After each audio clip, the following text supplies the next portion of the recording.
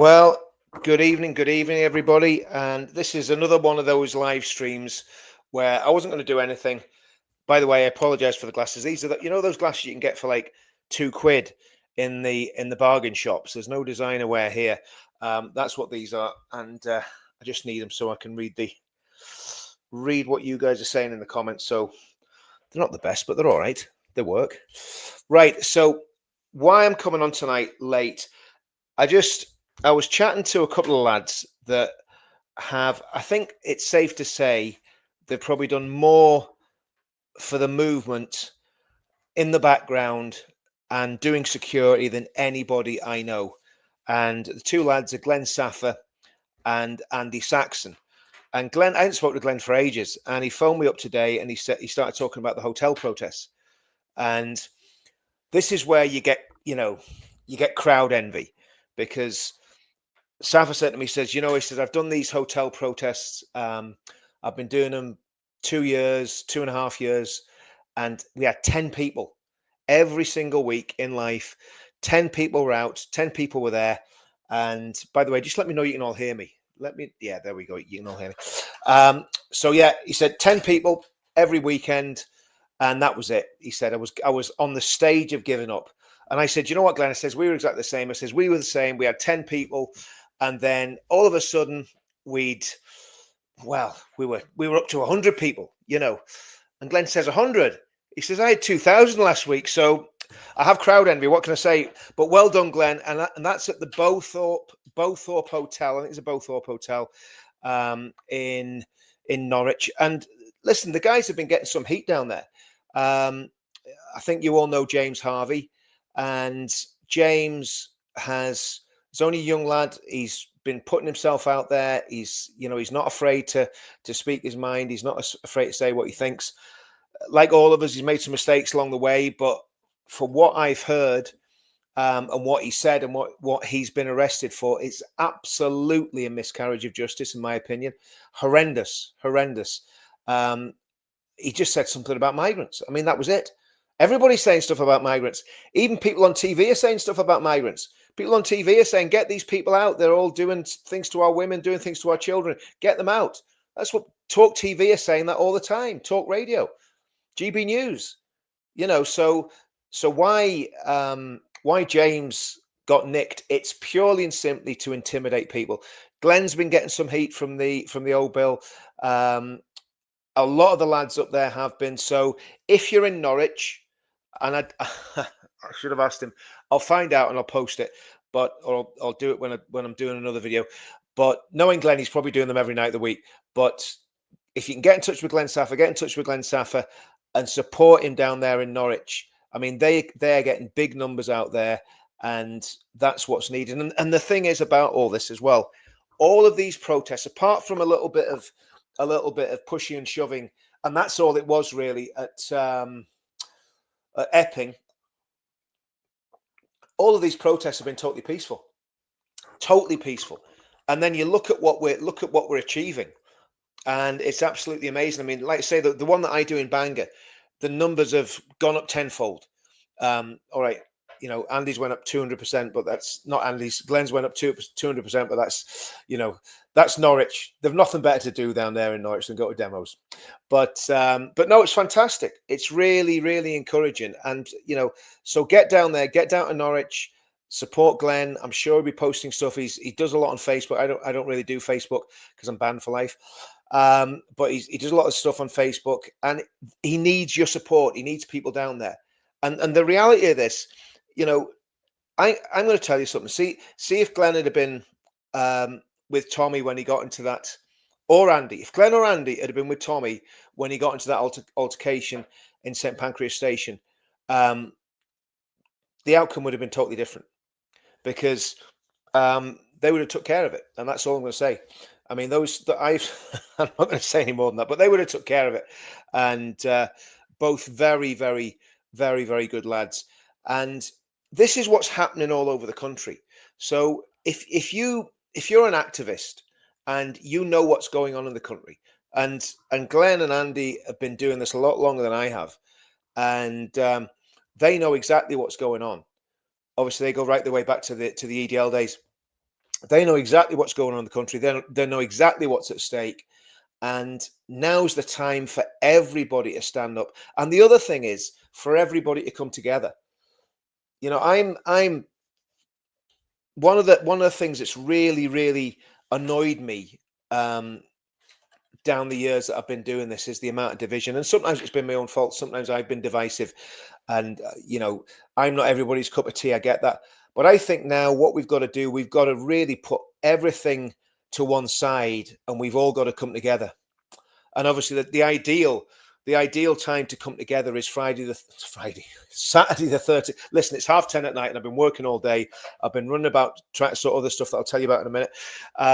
But yeah, I think we've got to be there on Saturday the 13th of September. I think if we had 1 million people in London, now that amount of people in London creates its own problems, but they're good problems because you've got to find where to put 1 million people in London. So yes, well done to Glenn down in Norwich. I saw the stuff that's been going on down there. Glenn's been doing this a long time. He knows how to organise a demo. And I tell you what, that fella can speak. He is a good speaker, and he doesn't miss. When Glenn speaks, he doesn't miss. And again, should I say this? Yeah, I am going to say this. Glenn was saying, some of the stuff that people have been saying and they've been arrested for, and he's going, well, I know what people are saying on TV. I know what people are saying on other internet channels. He knows what he said. He knows what I've said. And these other people are getting arrested, which it seems to be for very, very minor things. By the way, guys, like and share this because obviously Andy said to me, he says, don't bother going on doing a live tonight. He says, wait till tomorrow. I says, no, if you do it now, you get, because everybody else has been it. The only person that still does it after 10 o'clock is Maya Tusi. But everybody else is kind of, getting the Horlicks out and going to bed. So it's the best time to get to pick people up after the 9 o'clock watershed, when all the other YouTubers have gone to bed and are all tucked up. So what's this? There are two sides. I'm going to have a look at some of these comments. There are two sides, the educated and the great unwashed.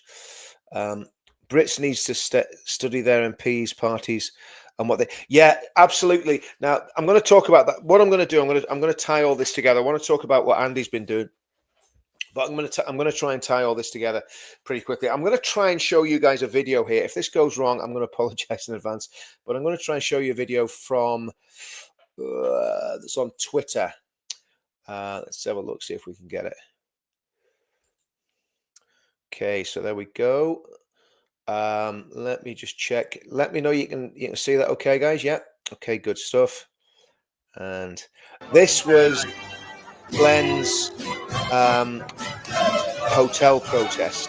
I'm not sure when it was, but look at the size of the crowd there. I mean, that is absolutely phenomenal. I mean, all joking aside, Norwich is not a massive city. And to get that many people out is absolutely phenomenal. Absolutely phenomenal. Let me know you can hear me with that as well, guys, while I'm talking, and that's playing in the background. So that's the sort of numbers that we're getting down there in Norwich. Absolutely phenomenal. Right, I want to talk about what Andy's been doing. So let's just get rid of that.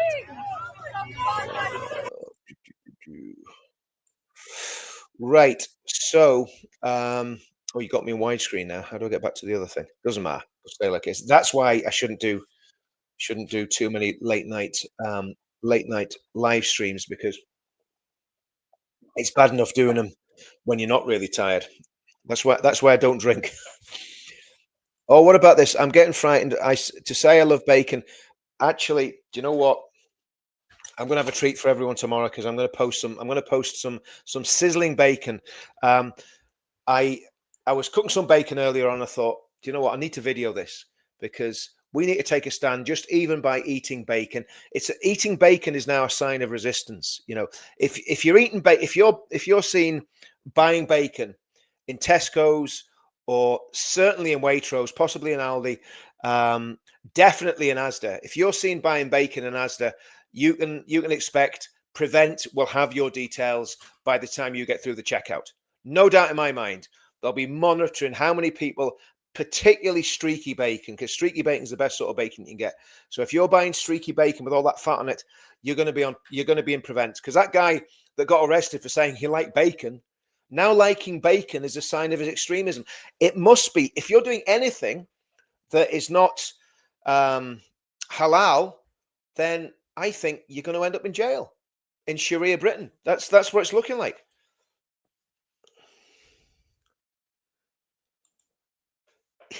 Yeah, no, it's kind of like garlic with vampires, isn't it? You know, if you put bacon on your doorpost, you can be absolutely guaranteed that that Abdul and Asif are not going to not going to come knocking. It's going to keep them away. Oh my word! Is that genuine? Asda. Well, you see, Asda, the two gentlemen that own Asda are from a certain demographic background, aren't they? So that would explain it. That would certainly explain it.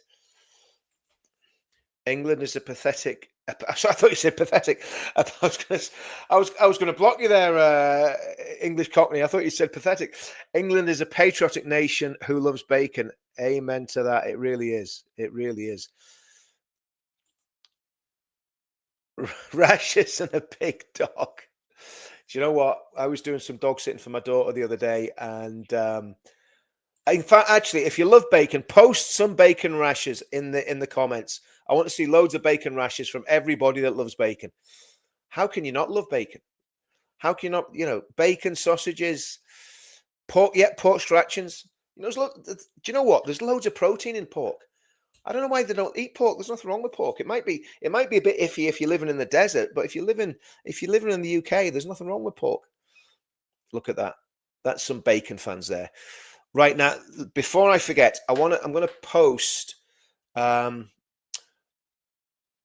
Saxon. Right, there's been all this stuff about the flags, and I forgot all about this. I was talking to Andy a couple of months ago, and he just said to me in passing, he says, we're out putting flags up. This was a couple of months ago, and I totally forgotten about it. And then I was talking to him the other day, and he says, do us a favor. He says, give us a shout out for this flag thing we're doing.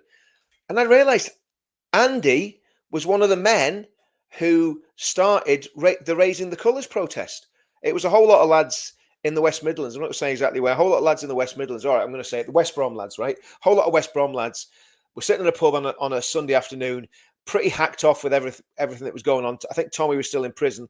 Everyone was really, down in the dumps. And they suddenly decided that they were going to start putting flags up everywhere. And that's what they've been doing ever since. So we know who the guy is who's responsible for all this. And I'm going to do it. I'll probably do another video on it tomorrow if I get the chance. In fact, I'm going to do another video on it tomorrow because I want to put the QR code and all that sort of stuff in there. But what I'm going to do, I'm going to drop the link to Andy's. It's not Andy's. It's the Buy Me a Coffee for the group that are basically buying the flags. And I'm going to drop the link in the comments, because obviously as soon as they're putting the flags up in Birmingham, they're trying to rip them down. And even if they're not ripping them down, obviously these lads are going to have flags in every corner of the West Midlands, and it's spreading everywhere. In fact, Northern Ireland is the flag, as they say over here, the flag capital of the world. I mean, we put more flags up and burn more flags than anybody else. We put them up, we take them down, we get told to take them down. So there's flags everywhere in Northern Ireland. When I first came to live in Northern Ireland, we used to put a flag outside our house, and then nobody else did it. So we kind of stopped doing it just because of the street we live in. But I think I'm going to start putting a flag out again, and I think they should stay up all year round. Because in Northern Ireland, you kind of put the flags up and they stay on the lampposts.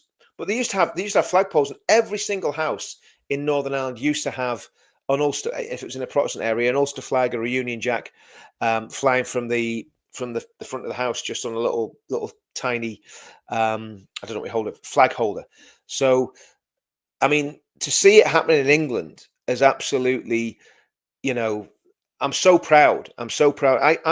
I did a speech years ago, and I did that little song a few months ago called "Where Are the Men of England?" Tommy's playing it quite a bit on his Twitter, and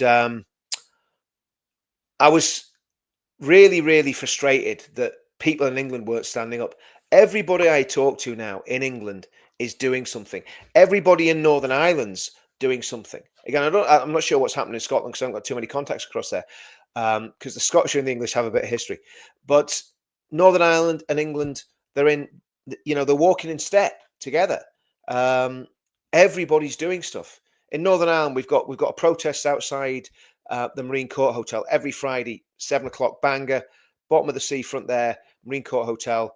And again, we're getting about 100 people there every week now. And we're doing other stuff as well. I'm not going to go into it, but there's other stuff that we're doing as well, which is very positive. Not obviously, we're not doing anything illegal. It's all peaceful. But the stuff that we're doing and the stuff that we're all getting involved in.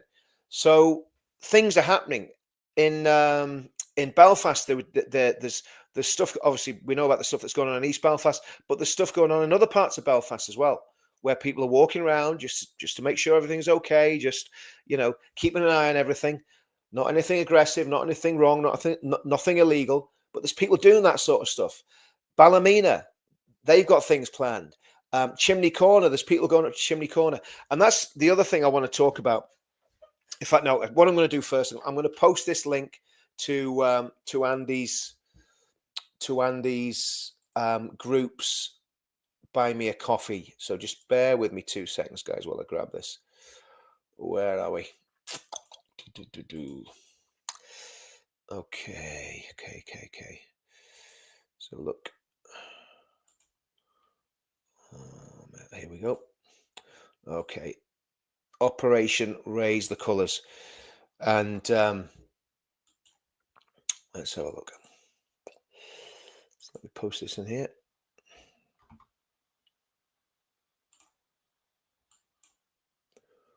There we go. Right, so there you go. Grab that link, dive on there, because obviously these flags do cost money, and they're buying them by the hundreds. And they're out at all hours posting these things. I mean, I think the best one was the guy that was painting the roundabout when the police turned up, and he's just painting a big England flag on a roundabout, and then the guy that painted the pothole put an England flag in a pothole, saying, "Well, listen, we know for a fact they're going to come and fill that one in." So it's absolutely superb, and I'm so proud of my fellow Englishmen. And I want to talk a little bit about. Let's have a look at this. Now, again, I want to be very clear about anything I say about Advance. I am not a spokesman. I'm not on the college. I am just a member, and I want to keep it that way because I've got that much other stuff going on. So are they standing candidates in next year's council elections? I don't think they will. I don't know. I'm not going to comment on it because I don't know. But I think the big prize for Advance is working towards the general election. And the people I do know a lot of people that are very senior in I suppose leadership, in the college, etc. And obviously I know Ben, and they're in it to win. They're not in this to get a few seats at the next general election. They want to be in a position at the next general election to win the election. And that might sound crazy, but if you'd looked at reform, in fact, if you still look at reform, that's water, by the way. If you'd looked at reform, you'd have said, no, there's no chance that reform are going to be in a position where they look like they're going to challenge for the next general election. In the opinion polls, reform are absolutely storming it. I know there might be reform people in the comments. There might be reform people watching. I don't want to offend anybody, but reform are not for me. To me, the only party and the only leader of a party that I trust is Ben Habib, and that's not denigrating anybody else. I know Ben. I know his integrity, his humility, his honesty, and I think Ben is the man to lead this country. I genuinely believe that. And all that we're doing now, what we're doing, the England I knew when I started doing this 8 years ago has gone. And England is a lot more like Northern Ireland. In fact, it's more like Northern Ireland than Northern Ireland is at the minute, because Northern Ireland's still got a little bit of waking up to do. That's another story that I'm not going to go into. But there's a lot of people in Northern Ireland that are not awake to this yet. And they will be. Unfortunately, it'll be too late. I think I've said this before on this stream. We had a situation last Thursday, where we could have been sitting looking at Southport.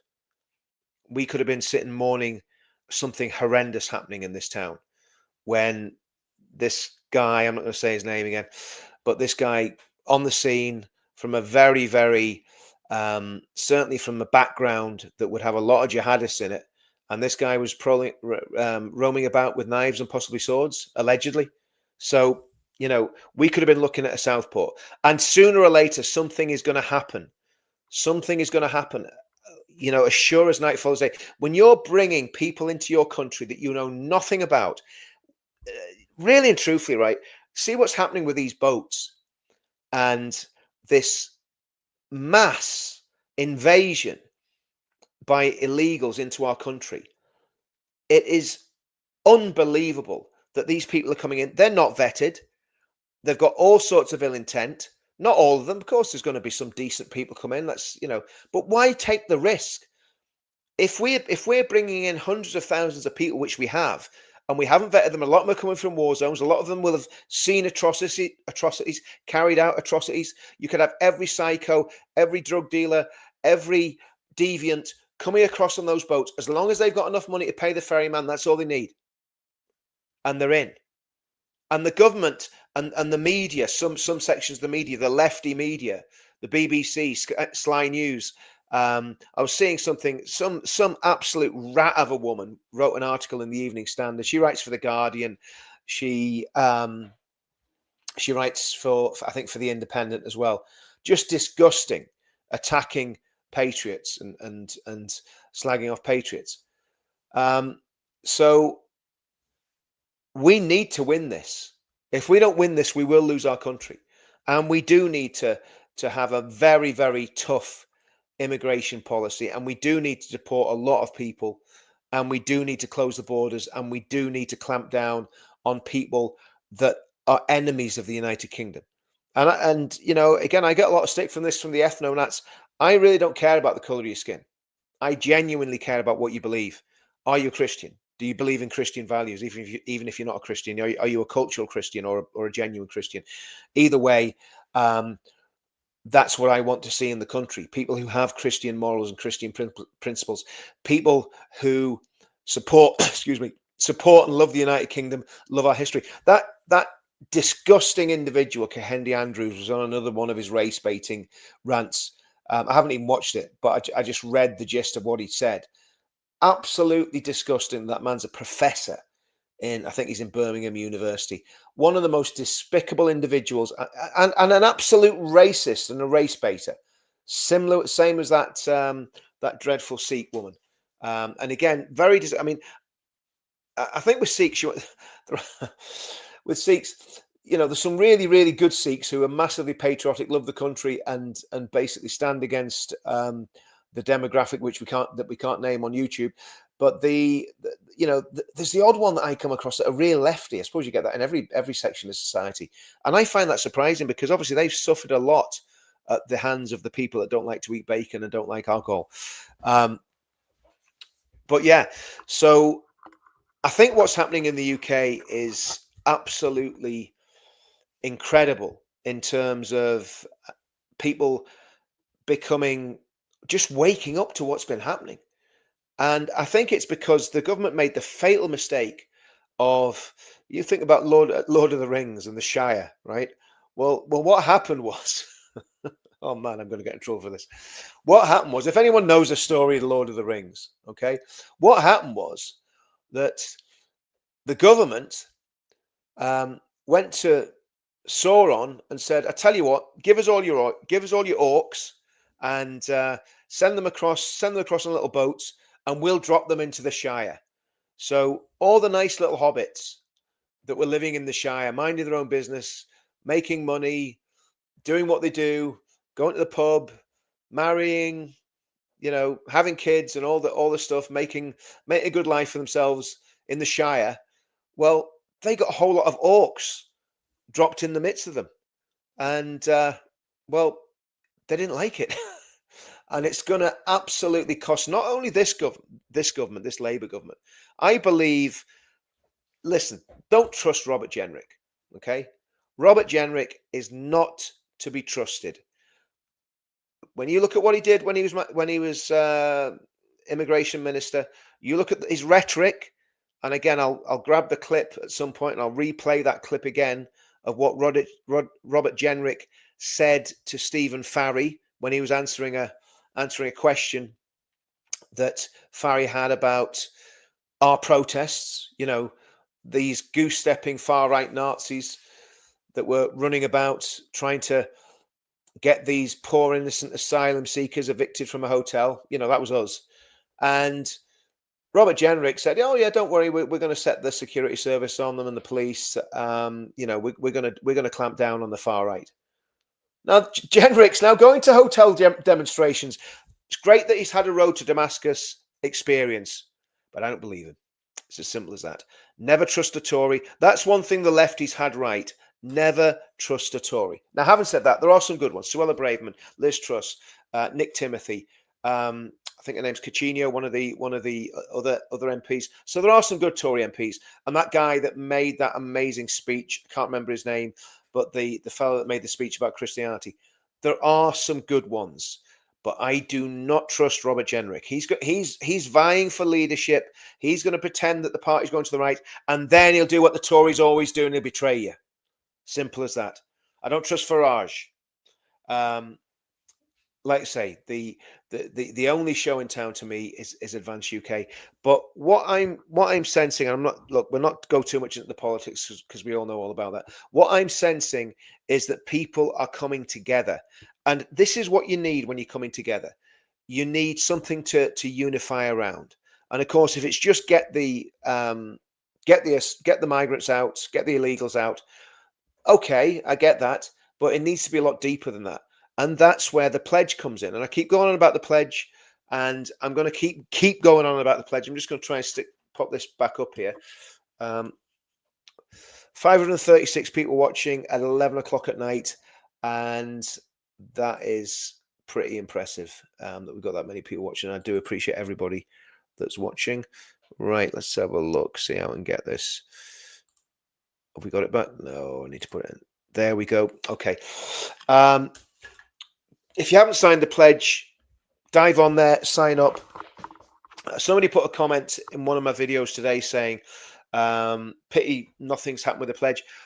I think they're misunderstanding what the pledge is. The pledge is an ideological statement that people make. So it's not like Unite the Kingdom.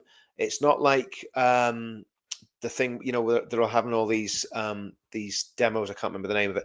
They're having all these demos up and down the country.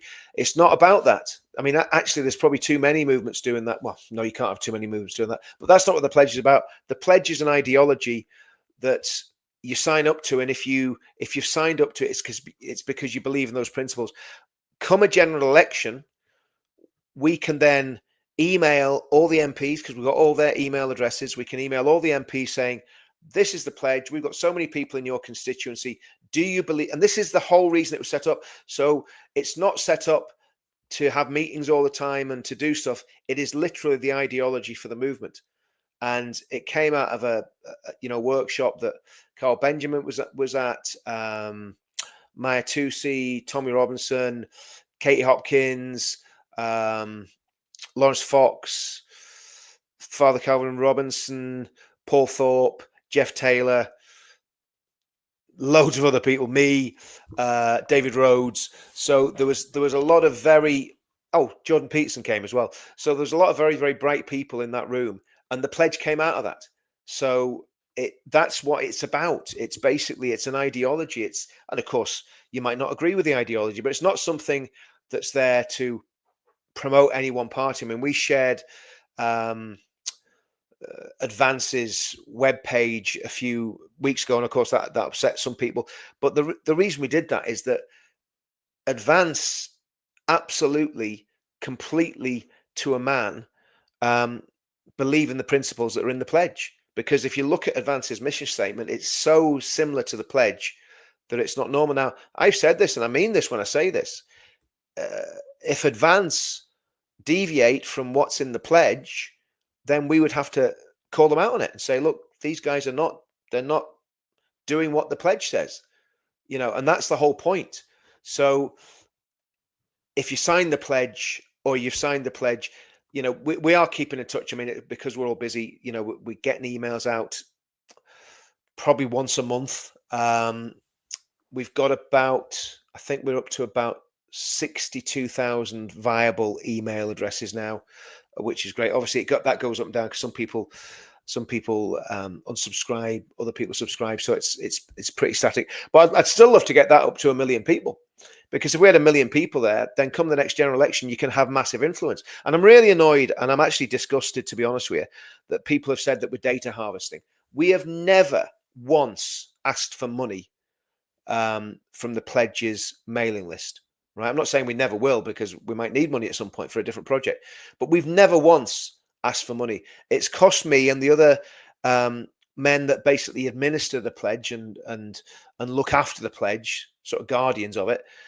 It's cost us thousands of pounds, and it's cost me I don't know how many hours, because I'm not a professional web designer. I'm not an expert at IT and email infrastructure, but we've been basically doing all that, funding it ourselves, and then to have sinister actors accusing us of data harvesting, I find extremely annoying. And again, it's just another. There's so many people that are good at pointing fingers and jabbing fingers into people's chest. And there was even, well, I'm not going to go into it, but it just annoys me, because I know how much work people have put into this, and I know how much work I've put into this. And those sort of attacks, they're ill-informed at least, and I think they're mischievous at best. So yeah, the pledge is very important in this battle, because again, Advance are making all the right noises, they're doing all the right things. I've joined. I believe Ben is a man of integrity. Ben signed the pledge publicly last year with Peter Whittle and several other, Andrew Bridgen. Who else was there? Wendell. So we had a good crowd of people all signed the pledge. Paul Thorpe, Jeff Taylor, all signed the pledge last year publicly. We filmed it, but the pledge is really important. Now, we could promote it a bit more, I suppose. We could push it a bit more, but it's getting the time and the finances to do it. But it's about the ideology. So if you're on the pledge, please share it, because it's really important. The more people we can get signed up to that, the more we can hold our politicians to account. Because it's all well and good political parties saying, well, we've got these checks and balances in place. Well, okay, but we've got our check and balance, which is the pledge. And that, to me, is, and I've always said this, sits above party politics. And I'll always try and be involved in party politics, because I think that's really important. And everybody, so there's a few things I would suggest everyone does. First of all, sign the pledge, as I've just said. Second thing is register to vote. Get yourself on the electoral register. I mean, I know a lot of people don't like the whole idea of electoral politics. It's the only way that we're going to change anything here. By the way, I'm just going to turn that light on in the background. Not for any other reason than I just think it looks nice. So sign the pledge, get on the electoral register. And again, my advice is join Advance UK. I'm not a party political person. And again, obviously I've done UKIP twice. And I was actually looking back at when we did the deal with Gerard Batten and other senior people in UKIP back in 2000. I think it was February 2018. It started off in, first met Gerard in October 2017 with John Meehan, who was the spokesman for the football lads then. And obviously there was a whole lot of splits and stuff went on. But Gerard really got the threat to the UK and what demographic it came from and what the problem was. And there is two, we know that we talked about this last night, the communists and the Islamists are the two big threats and the globalists are the threats that the UK faces. And Gerard got that back in 2017. Farage either didn't get it or deliberately sabotaged everything. And if Gerard had stayed as leader of UKIP, we would have a party now that would be in a very powerful position. And in fact, actually, I think UKIP would be even bigger than Reform now. I think UKIP would probably be holding the balance of power in this country if everything that we had back in 2017, 2018 had been followed through. But the problem is it wasn't. And it's almost like history's repeating itself. And, you know, Tommy got involved in UKIP. He was a spokesman. But the difference between UKIP and Advance is Tommy couldn't join UKIP because he'd been in the EDL, and because he'd been in the BNP. Because even under Gerard, UKIP still had that crazy rule that if you'd been in any of these blacklisted political parties, you couldn't get in. Now, Reform were even worse because Reform added moderate parties like For Britain to that forbidden list. So if you remember of For Britain, which was by no means an extremist party, it was, my goodness, it was, you know, Anne-Marie Waters is probably one of the least extreme people you'll meet. She was very, very liberal. I mean, I would have disagreed with her on many, many of her political issues. But in terms of Islamism or Islam, we all agreed. And that's why For Britain was such a, you know, again, it was a shame what happened with For Britain. But now we've got something that is viable. I mean, I tried UKIP again, and I'm no disrespect to UKIP. Though, I mean, to be honest with you, the way members of UKIP and senior members of UKIP have attacked the pledge and attacked me is absolutely disgusting. But I'm not going to fire back at them. There's plenty of mud I could sling, believe you me. But I'm not going to do that because they're just not important enough for me to do it. But Advance UK is everything that Reform should have been. It's everything that UKIP could have been. It's everything that For Britain would have been if it hadn't folded. So to me, Advance UK is the real deal. Ben's the real deal. And again, we've got checks and balances. If they let us down, we've got the pledge and we'll call them to account through the pledge. We'll say, hold on, you're not doing this, you're not doing that. These are things in the pledge. We've got a responsibility to people that sign the pledge, and we will call them to account. I will speak to people in advance if they're going off the rails and say, well, this is what the pledge says. We've asked our people to support your party because you're aligned with the pledge. You've deviated from it. And I know that you might say, well, I'm being very arrogant. There's only 60,000 members on it. Well, there's a long time between now and 2029. If we get ourselves up to 1 million members in the pledge, we could certainly influence elections. And even in marginal seats, you can have massive influence, even with a few hundred people in marginal seats. So the pledge is mightily important. And I just wanted to go through that because, again, it's been something that's been annoying me. By the way, guys, and this isn't me being a beg, right? I have a feeling that YouTube are messing me about with super chats, okay? Because I'm not seeing anything coming through unless it's actually coming through on the channels on Counter Media itself. So if you're on Counter Media and you've tried to send a super chat and it hasn't worked, if you could let me know, that'd be really appreciated. I'm going to have a quick look at the channel now and see what's going on with it, because it does seem there's something a little bit amiss. It was a couple of the moderators and somebody else mentioned it the other day saying, oh, we're trying to get this and we can't we're trying to get you super chats and we can't seem to get them through. Just bear with me. Okay. Let's have a look. So I'm just going to mute this.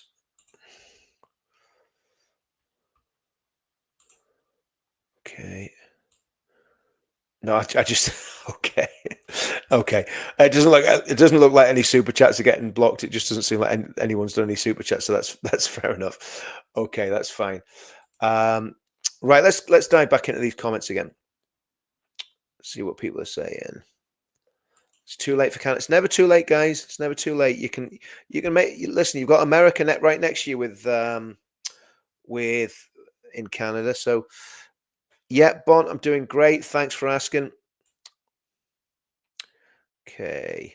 By the way, for the flag guys, if you go into the comments on both YouTube channels, you'll get the links.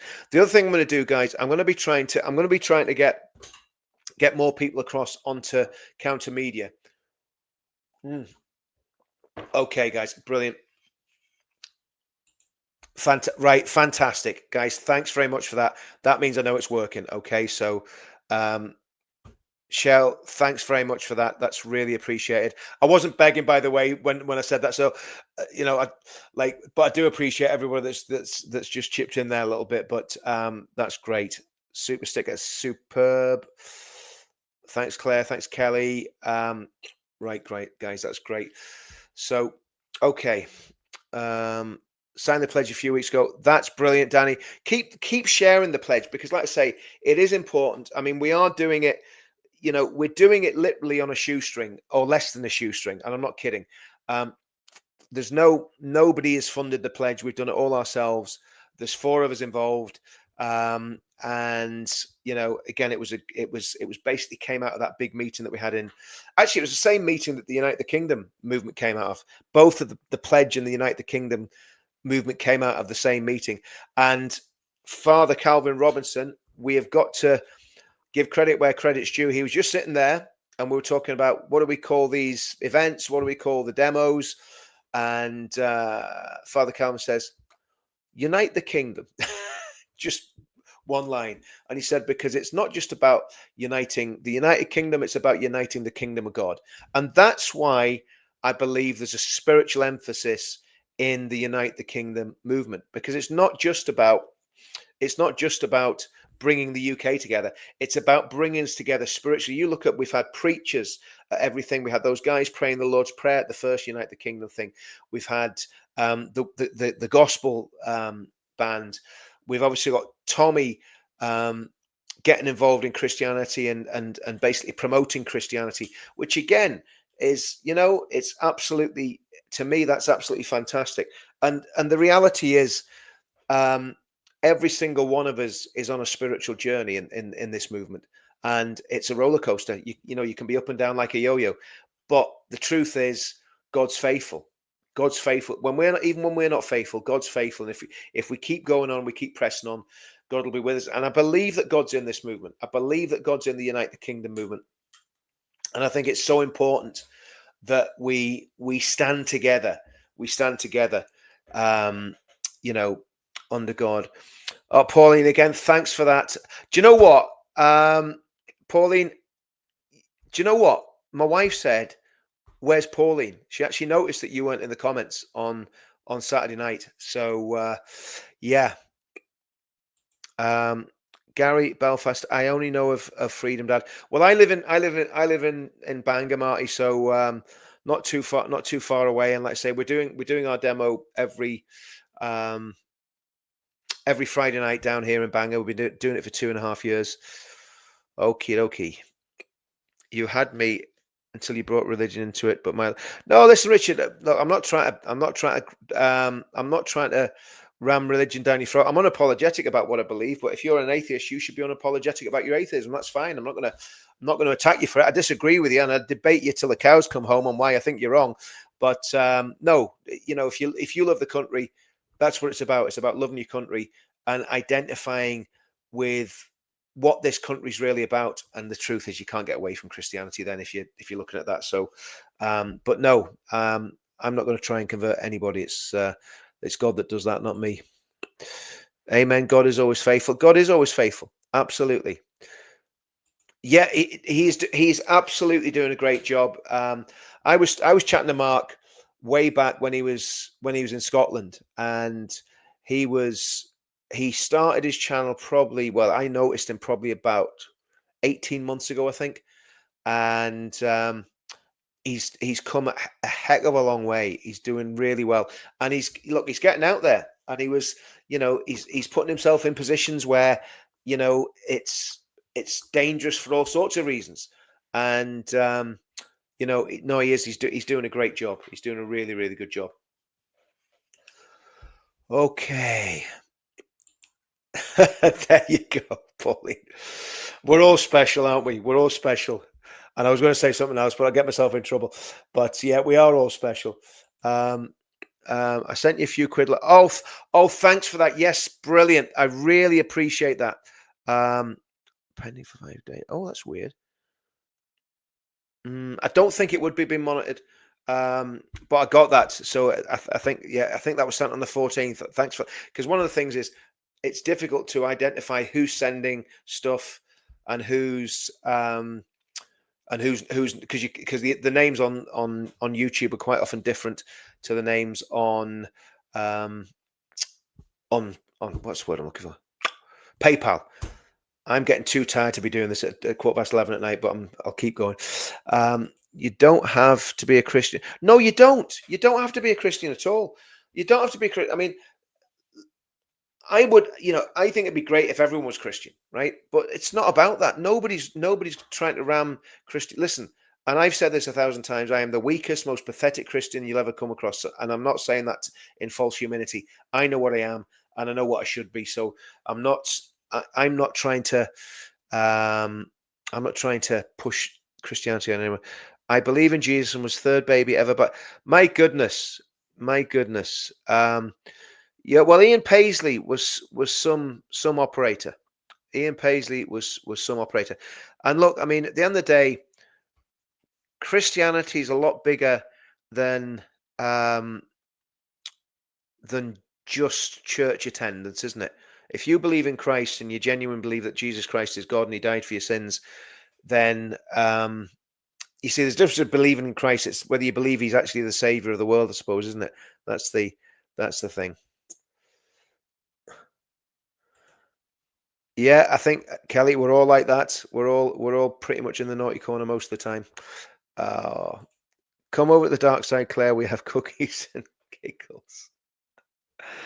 Oh man, Gary Belfast, big up Freedom Dad 73. Thanks, Richard. You're also well. Thanks for that, Gary. Listen, we're all in this together, and that's what I was saying to the lads earlier on. I mean, Andy, and Glenn. I'm just, and Andy Saxon is one of the most. He just doesn't push himself forward. He just does his business. He does what needs to be done, and he does it very, very well. And he is a very, very good lad to have on side, and he is he is loyal to Tommy, the most loyal man to Tommy that I think you'll ever come across. If Tommy needs help, Andy's there for him. And Glenn's the same. Two really staunch, solid lads. And the fact that they're doing exactly the same things as we're doing over here in England at the same time, totally independently, speaks volumes. Because to me, this is getting repeated all over the United Kingdom. But the fact that it's Andy that's behind the flags thing, I think is brilliant. And it was we were laughing the other day because somebody said to him, he was putting something up about the flags, and some guy messaged him, said, "Oh, make sure you credit us with that. We started the flags thing." And of course, Andy just ignored it and laughed. You know what I mean? But everybody wants to claim everything. But I said to Andy, I says, "Look, Andy, can I go on the channel and tell people that it was you that started the flags thing in England, because it is something to be proud of. I think it's a brilliant thing that's been going on there." So, anyways, let's keep going. Okay. Never stop believing, folks. There's more on heaven and earth than we can possibly know. Isn't that right? Isn't that just the truth? Isn't that just the truth?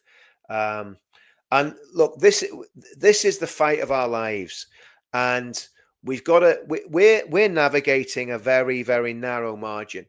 I mean, I had the police at my door last Thursday. Was it Thursday or Friday? I think it was. Can't remember. Could have been Friday. Maybe it's Friday lunchtime, was it? Can't remember, but they were out my door. And to me, right, they're sending you a message. When they come out to your house and say, "Oh, have you got any plans to change what you're doing on Friday night?" It was just a little sort of, "We're watching you," Now, if I was a criminal, if I was doing something illegal, if I was a terrorist or wrong'un, well, that's fair enough, having the police come out to your house. But I haven't been arrested since I was in the military when I was 18. That was a pub fight when I was 18-year-old with some Paras, and imagine the Paras going squealing at the cops. But yeah, that was the last time. That was the last time I was arrested, and I think it was. Haven't been arrested since. So why the police coming out to my house, an upstanding member of the community, to ask what we're doing on a Friday night? It's a peaceful protest. It's none of their business what we're doing. It's none of the police's business. If I wanted to walk around Bangor every night with 4 or 5 mates, just making sure everybody was safe, it's none of their business. As long as I'm not molesting anyone or attacking anyone or assaulting anyone.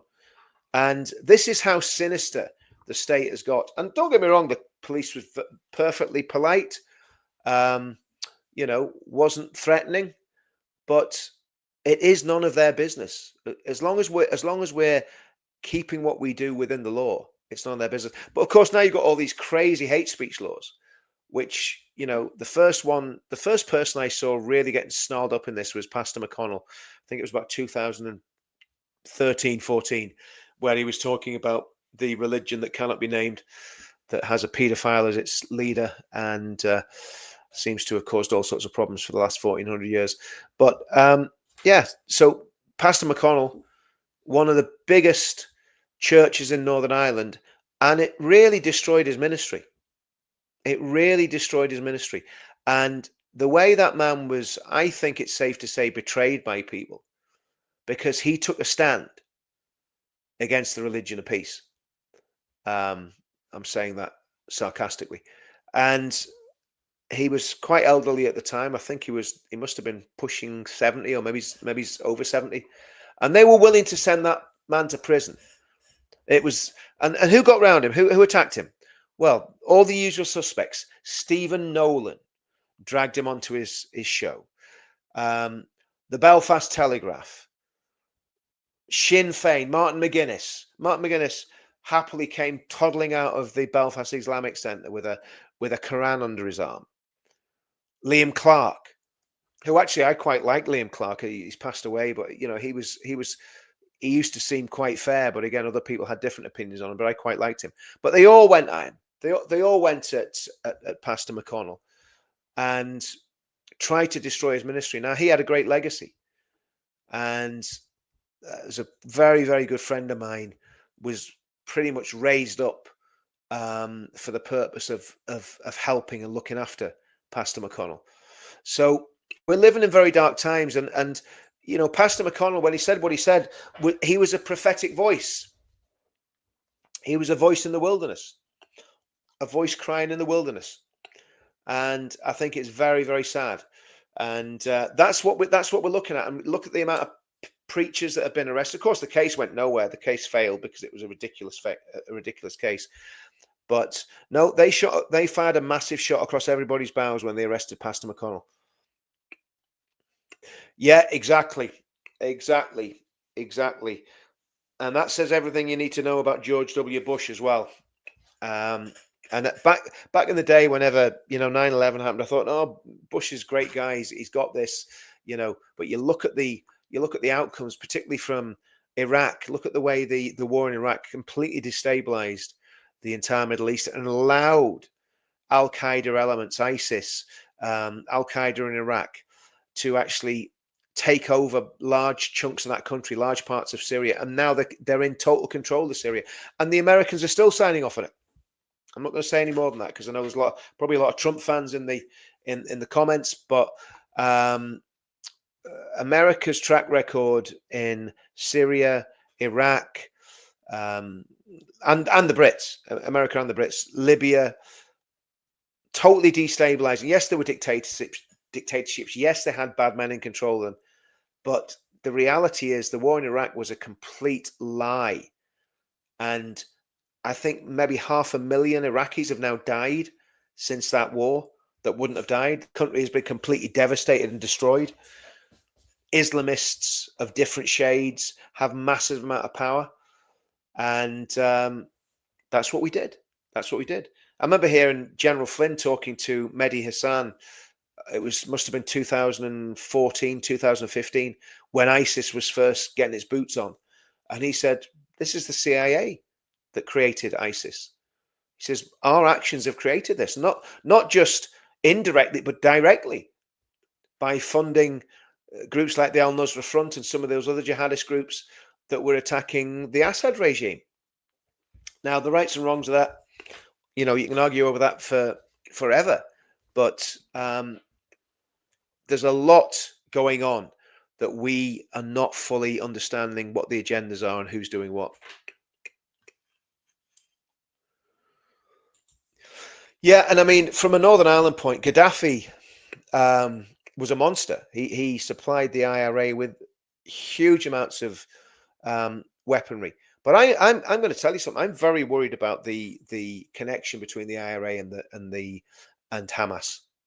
When I talk about the IRA, I'm talking about Sinn Féin. I'm very concerned about the connection between Sinn Féin and Islamists because, again, it's that radicalizing, that self-radicalizing circle, the vicious circle. So they're feeding into each other's narratives, and that's why you get so many Republicans supporting the Palestinian cause. They don't really know anything about it. They don't. I think most of them, if you said, "Well, did you know that Jews have basically inhabited Israel for at least 3,000 years, and that's on the lower end of the scale. If you believe exactly what the Bible says, which I do, it's 3,800 years.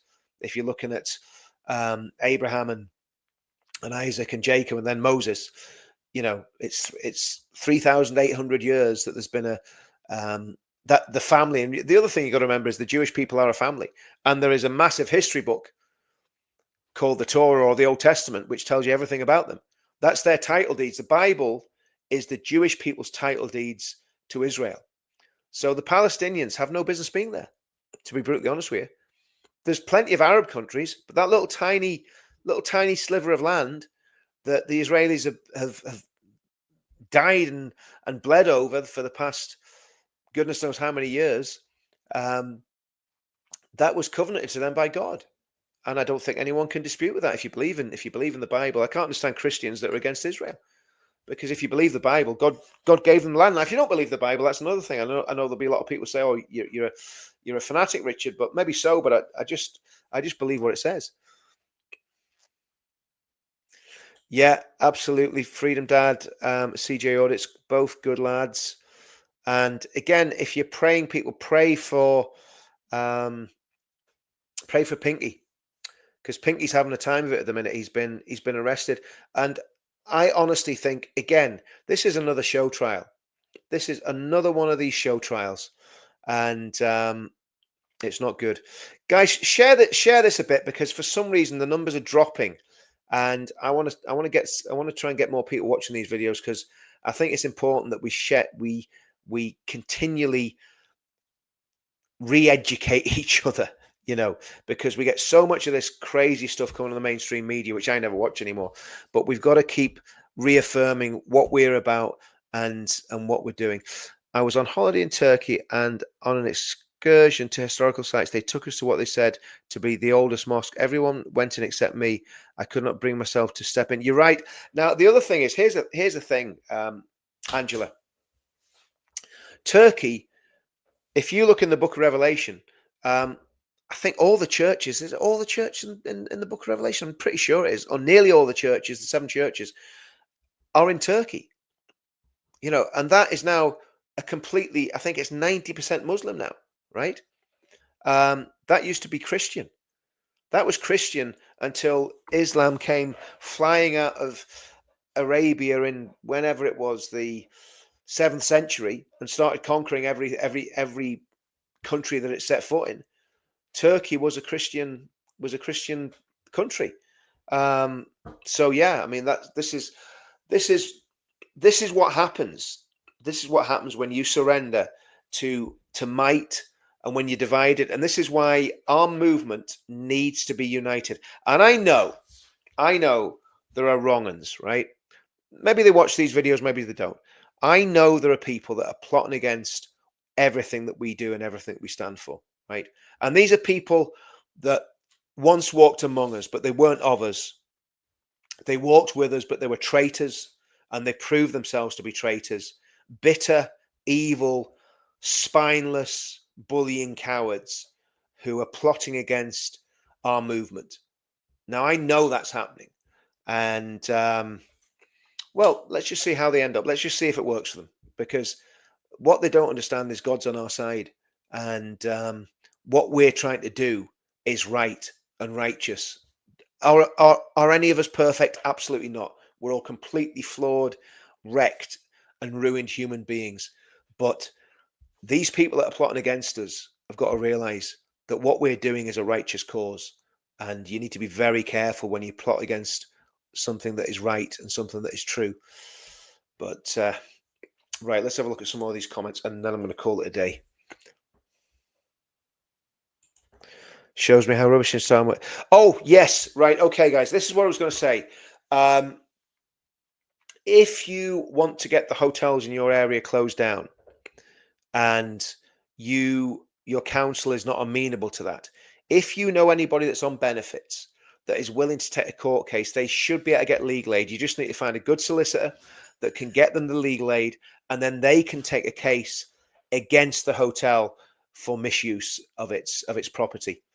And I think if every single hotel has 2 or 3 people taking cases against it, that is going to make a massive, because a lot of the councils won't do it because they're all lefty, sellout, traitor scumbags, right? But you'll have patriots in your town. If you've got a hotel in your town, there'll be patriots in your town that can actually take a legal case. So that's the next step. If we have mass legal action against these hotels for misuse, but that's only one part of it. So what happens, and I said this to my local MP, I was talking to my local MP about this a while back. He said, oh, the hotels are going to close, you know. I went, yeah, and then what? And he was like, well, then the problem's gone. I says, no, the problem's moved. And that's what we've got to understand. When the hotels close, they will fast track these people. They will give them passports. They will give them the golden, I've said this time and time again, they will give them the golden ticket. They will give them a life where they never have to work. They never have to do anything. They get money free from the government. You know, it's like a little slot machine. They go to the bank of mum and dad, except it's not mum and dad. It's your mum and your dad and your kids that are going to be acting as bank and mum and dad for these invaders. And that's what the government are going to do. That's what they're going to do. They're going to allow these people to stay. They're going to give them passports. None of them are going to get deported. They're all going to get fast tracked, and then they're all going to be in the community. And so what you need to do when that happens is, when the next government comes in, whoever that is, and hopefully it'll be a Vance, they need to pass emergency legislation, and they need to scrutinize every single passport application for however many people are given the right to stay. And if any of them are found to have lied, if there's been any fraud, the people who've carried out the fraud need to be prosecuted, and the illegals that have come here with no reason to be here and that have got a golden ticket, they need to have their passport taken off them, and they need to be deported from whence they came. Simple as that. That's what needs to happen. And if that doesn't happen, if the next party that wins the election doesn't do that at some point, then they're not going to be in government very long. So that has to happen, because these people have to go. We cannot have people who are doing things to our wives and daughters, who are leering at people, who are threatening people, who are being violent, who are stabbing people. You know, Blue, that wee lad that was stabbed outside the nightclub. I think I'm not sure if he was with his wife, but he had a young family, murdered for his watch by some scumbag. And I don't know who the scumbag was, but I say it's a pretty good educated guess that he probably wasn't born in this country. And if he was born in this country, his parents weren't. I don't think that would be too far from the truth, right? Because that's just the kind of demographic of the little scooter gangs that run around London. We all know who they are. So if those people hadn't come to this country, he'd still be alive. And that's happened countless times. Then you look at what's happening in Bournemouth, where there's like patrols been raised in Bournemouth to stand up against what's happening in Bournemouth. We've got to keep this fight going. If we win,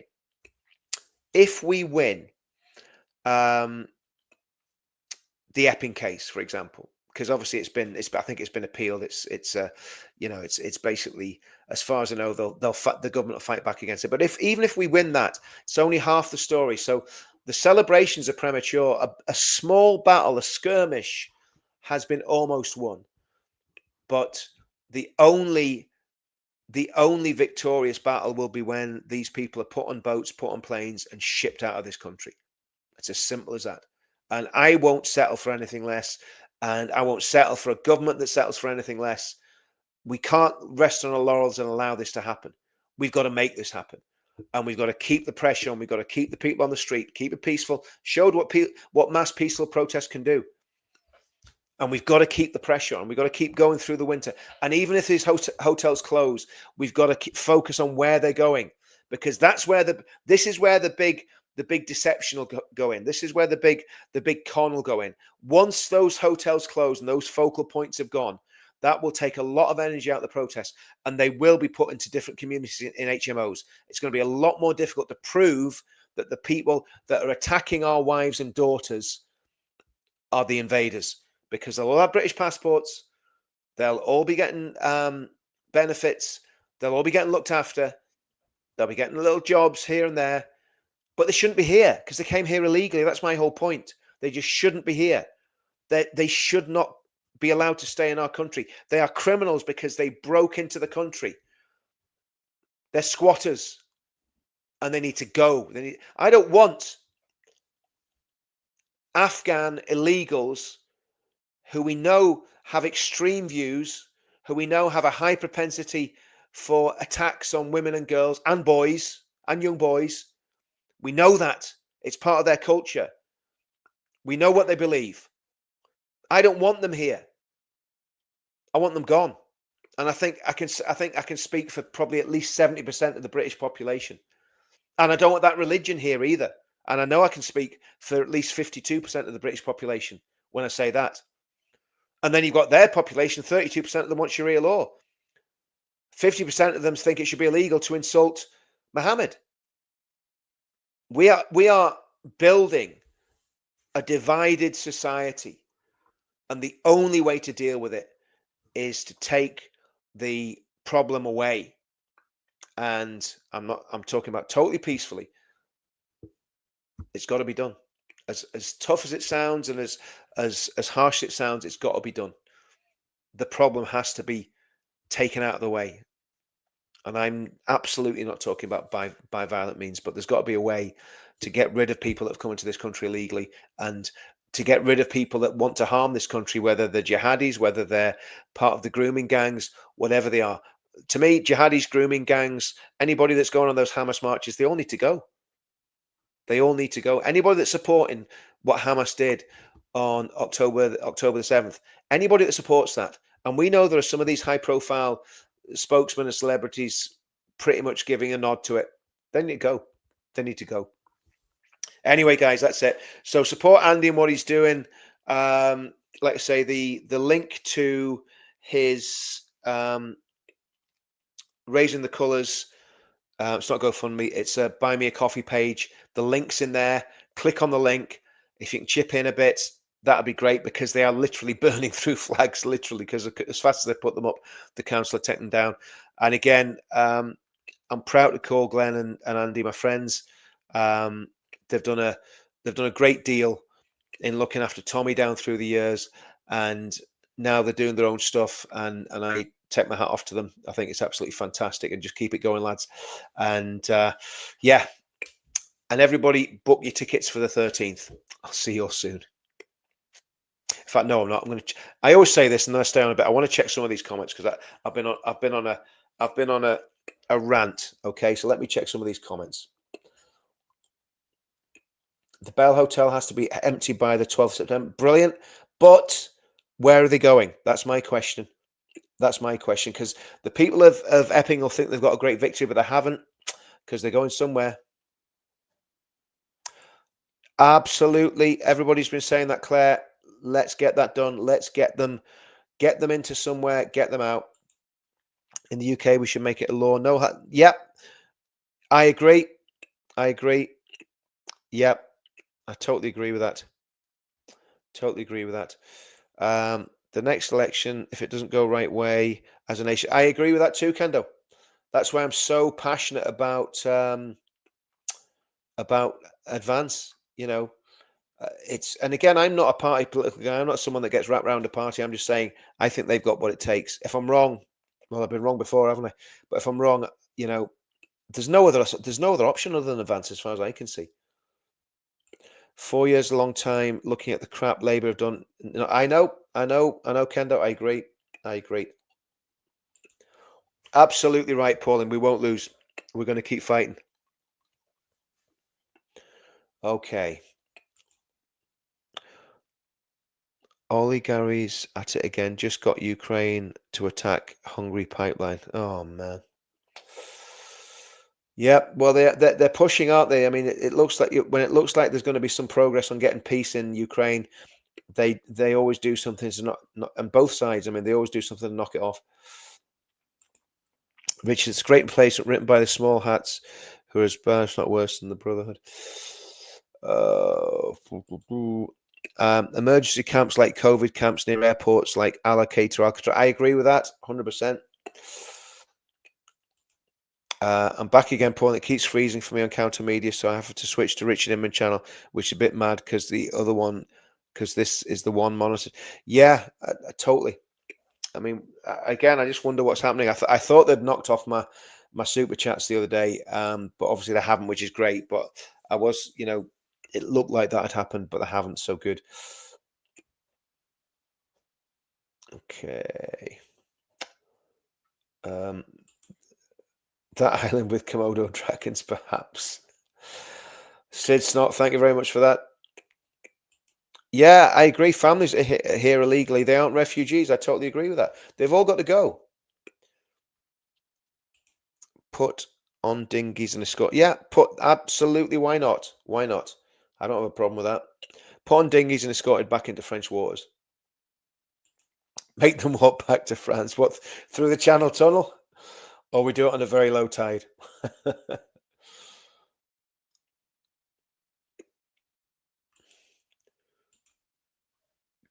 Okay. The last resort is Dad's Army 2.0. Oh man. The question is who's going to be Uncle Arthur? Who's going to be Private Pike? Who's going to be Jones? Who's going to be Captain Mannering? I love Dad's Army. I really did like it. I think off a place, it was very secure during the festival. Yes, Glastonbury tents, food supplied until deported. Yep, I agree. Not allowed to roam. Absolutely. Well, thanks, Nicola. Thank you.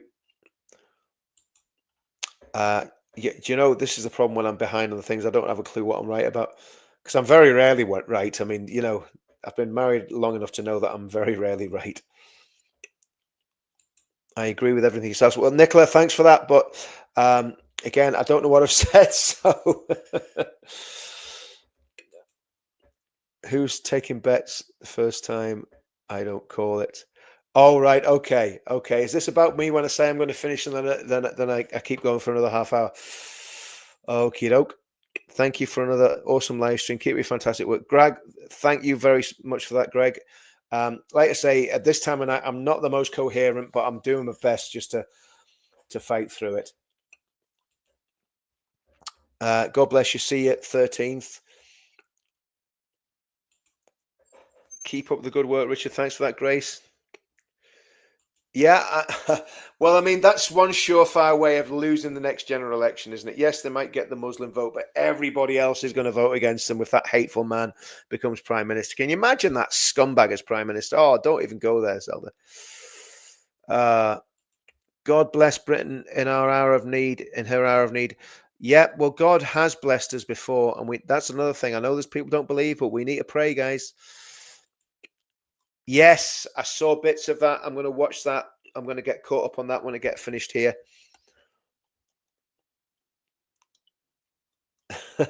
Night goes, Pauline, you running before he reads our comments.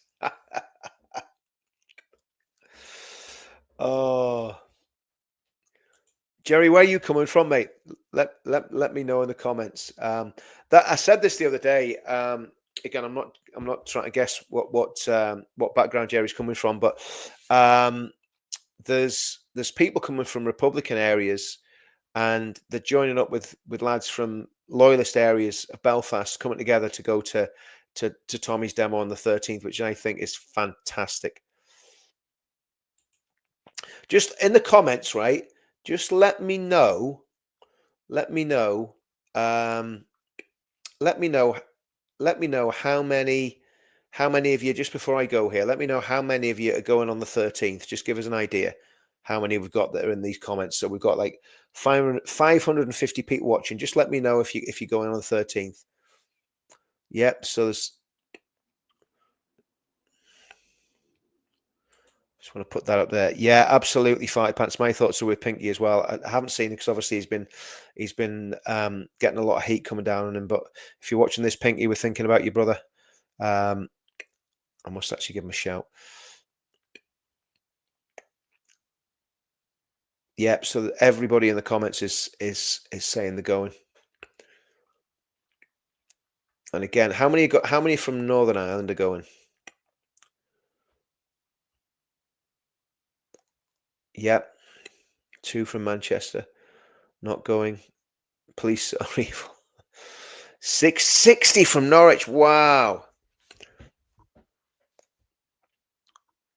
Travel planes. I'm going, hopefully. Going from Glasgow. Right, guys, I'm going to call this a wrap because we've been going an hour and 15. Again, thanks for everybody coming on. The numbers are down a bit. When we were doing these before, doing the late night ones, we were getting up over 1,000, around about 500. So I think something's happened with YouTube, because I noticed some of the. I don't know if you guys have noticed this. Some of the results I was getting served from YouTube have been really, really weird. And yeah, 120 from New Zealand. We've got the Maori coming in to do the hacker, and yeah, 15. See, I don't see this, so everybody's having chats in the background saying he said he's going to finish now, but he's going to go on for another 15 minutes. Is that what's going on here? Am I just not? Am I just missing this, guys? Listen, it is an absolute pleasure. And thanks everybody for coming on and just hearing me rant like a rabid lunatic yet again. But you know, we've got to keep encouraging each other, and we've got to keep going. Yeah, do you know what? That's a good. I thought that as well. You know, I thought that too. It would be good for people to do rallies in their own localities if they can't make it. You know. Because I think everybody that's going to make it is probably pretty much booked and said they're going, yeah? Right, I am going, guys, because YouTube definitely messing. Night all, hopefully I'll get to go 13th, so I might actually get to meet some of you. Okay. Right, guys, I am going to honestly call that a day because I'm done. It's just when people are still commenting, I feel really rude just closing things off, you see. Okay, me and partner going on the 13th. Good. It's an embarrassment to me. Yeah, but we're not Kiwis, so it's novelty to us, you know what I mean? No surrender. I shall also go to Altrincham on Saturday. Awesome. Right, guys, I'm going to go. See you all soon. Adios.